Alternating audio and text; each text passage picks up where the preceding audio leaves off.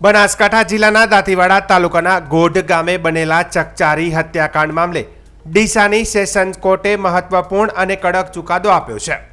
કોર્ટે પ્રેમ લગ્નના વિરોધમાં થયેલી આ નિર્મમ હત્યાને ઓનર કિલિંગ ગણાવી 9 જેટલા આરોપીઓને દોષિત ઠેરવી આજીવન કેદની સજા ફટકારી છે।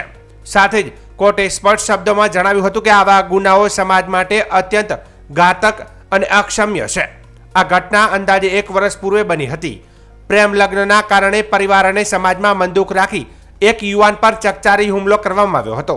આરોપીએ પૂર્વ આયોજિત રીતે યુવાન પર ઘાતકી હુમલો કરી તેની નિર્મમ હત્યા કરી હતી, જેના કારણે સમગ્ર પંથકમાં ભારે આક્રોશ અને ચકચાર મચી ગઈ હતી।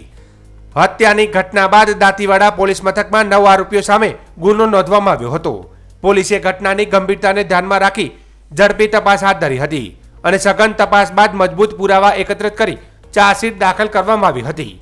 કોર્ટમાં કેસની સુનાવણી દરમિયાન પ્રોસિક્યુશન દ્વારા સાક્ષીઓના નિવેદન, ફોરેન્સિક પુરાવા અને કેસ સંબંધિત તમામ દસ્તાવેજો રજૂ કરવામાં આવ્યા હતા। તમામ પુરાવા અને બંને પક્ષોની દલીલ પર વિચારણા કર્યા બાદ સેશન કોર્ટે આરોપીને ગુનેગાર સાબિત કર્યા હતા। ચુકાદો સંભળાવતા કોર્ટે જણાવ્યું હતું કે પ્રેમ લગ્નના નામે લેવાતી માનસિકતા સમાજના બંધારણ સામે ગંભીર ખતરો છે અને આવા ઓનર કિલિંગના બનાવ પર કડક કાર્યવાહી જરૂરી છે।